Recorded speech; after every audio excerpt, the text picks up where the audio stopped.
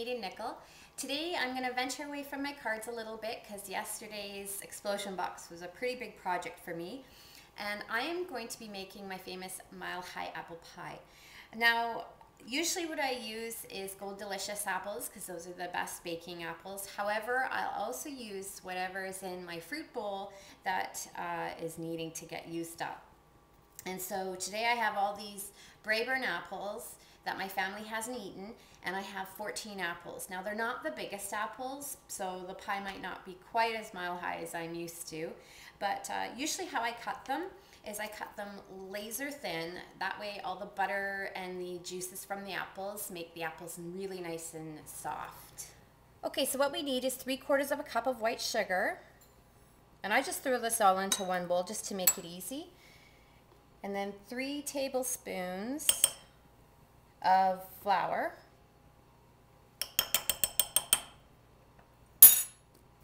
and 2 teaspoons of cinnamon.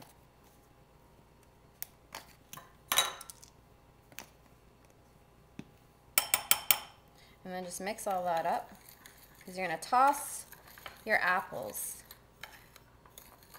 with this sugar and cinnamon mixture. Here's my bowl of apples, and I'm just gonna add my mixture in there, and I usually only add about half of the bowl just so I can kind of toss it around. You just want to be careful.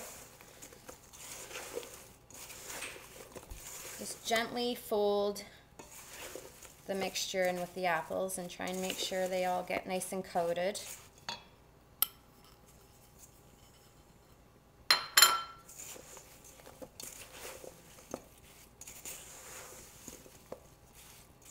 There, and once you're done mixing all of your apples, you're going to set it aside, and now we're going to move on to making pie crust.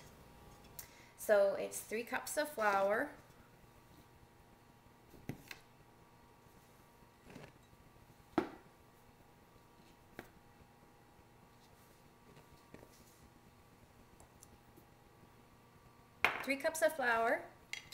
with a pinch of salt. And then I use 1 cup of vegetable shortening, which is half a block. And what you'll want for ideal pastry is to make sure that the vegetable shortening is about pea size once you're finished cutting it all in there. Now that I've cut my shortening into the flour, I just use a small cup and fill it about 3/4 of the way of cold water. I just want to pour it in there. And don't forget to take off your rings, otherwise you will be cleaning out pastry forever. And then I just get my hand in there and mix it around.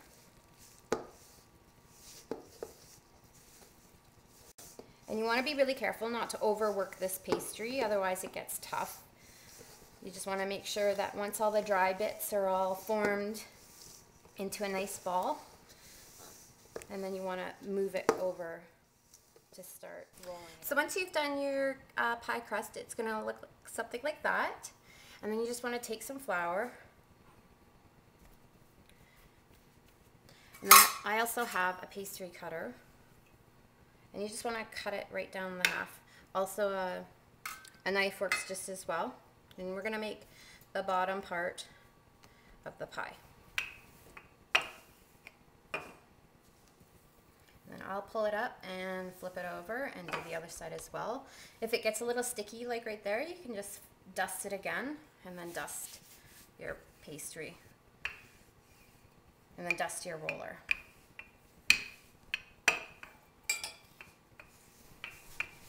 I just have a Pyrex pie plate, that's all I use.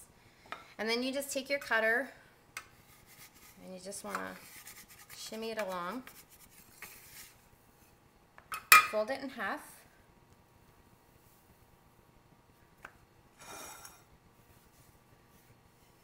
And you just want to drape it over your pie plate. Don't worry if it splits like that, you can just pinch it together. Then when you're done at the bottom, you're going to set that aside.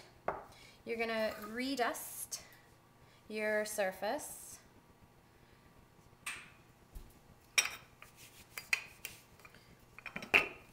Grab your second half of pastry and do the same thing. Bring back my bottom piece.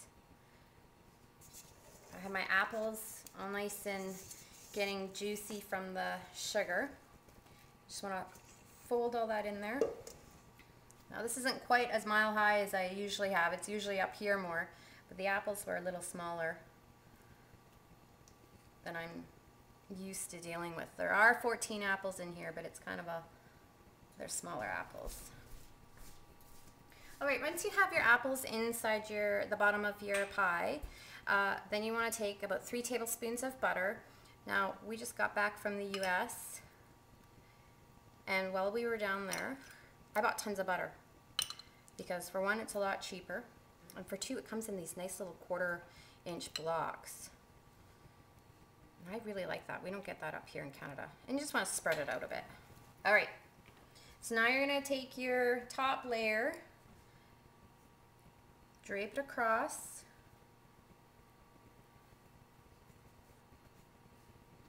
push it down a bit. And then what I do is I grab the bottom piece and the top piece, and I roll the top piece over top. Just roll them together, roll and pinch all the way along. We call this in my house the crust. We call it the handle. And the great thing is, apple pie should be served with French vanilla ice cream. And then when you eat the apple pie and you get to the end, you have the handle sitting there and all the melted French vanilla ice cream and sugary apples and cinnamon. It all kind of pools at the bottom, and then use the handle to scoop it all up. That's how we do it in my family. Okay, so there's the start of my pie, and then what I do, I know everybody has different ways of doing it. I just pinch. I go like that, and I go all the way along, and I pinch it together. My pies aren't beautiful, trust me. They are just tasty. Not pretty, but tasty. I could not enter into a pie contest and win for looks because they are really not pretty. When you're baking a pie, you want to always make sure that you puncture the top so that the steam can get out, your pie can breathe, and then just do whatever fancy design you want. This is just what I always do. And the reason why I do it this way is it allows for 8 pieces because you just follow the dotted lines. Then the cup I had before, I just refill it with water and then brush it with a pastry brush with water. Don't forget the handle, because nobody likes the handle, but if you put sugar and cinnamon on it, people will eat it more. I do a sugar cinnamon topping, and I do about a 1/4 cup, well, just under a 1/4 cup. And then I just, I don't know, dump some in there. Dump some cinnamon, maybe about a tablespoon. Do less if you wanted. And then I mix it up, so that's all nice and mixed. Usually what I do is I'll hold it over my sink and I'll sprinkle it, but because I'm doing this film today, I won't. And then I just sprinkle it over top.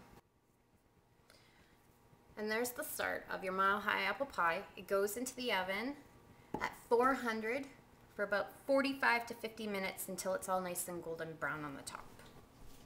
Okay everybody, the pie is done baking, and I baked it for about 50 minutes in my oven, and that's what it's going to look like when it's all done.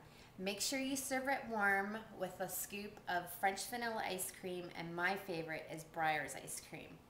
I hope you make this pie and enjoy it as much as I do, and thank you so much for watching. Have a great day.